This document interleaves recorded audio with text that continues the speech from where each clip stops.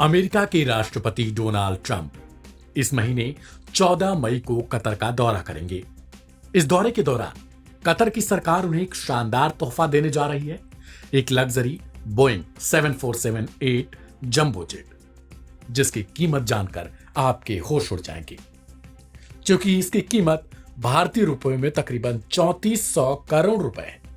यह विमान किसी भी अमेरिकी राष्ट्रपति को मिलने वाला सबसे महंगा उपहार है। बोइंग 747-8 जंबो जेट को लेकर जो भी बातें की जाती हैं, वह सचमुच किसी महल से कम नहीं लगती। इस विमान को कतर से तोहफे के रूप में मिलने के बाद डोनाल्ड ट्रंप के पास एक अत्याधुनिक और महंगे वीवीआईपी एयरक्राफ्ट का विकल्प होगा।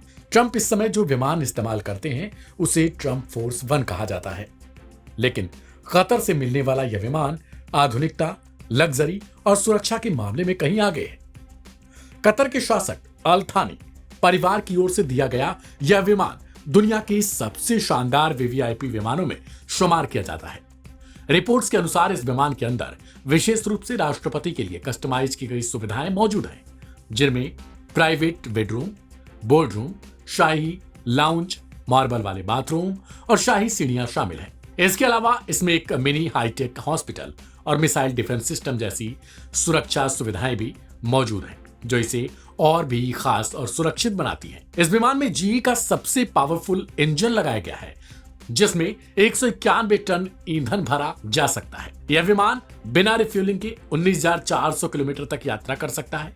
इसके अलावा इसमें 5 गैलरी और मास्टर बेडरूम जैसी शाही सुविधाएं भी हैं, जो इसे एक महल से कम नहीं बनाती।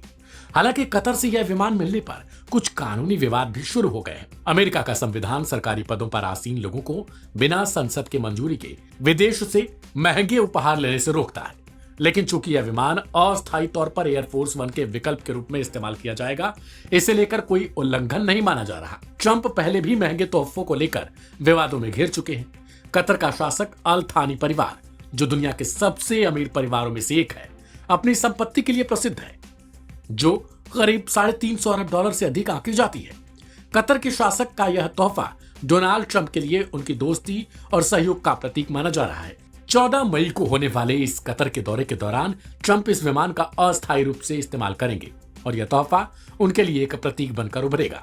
अब यह देखना दिलचस्प होगा कि क्या अमेरिका के भविष्य में इस विमान का उपयोग नियमित रूप से किया जाएगा या फिर यह केवल एक अस्थायी गिफ्ट ही बनेगा।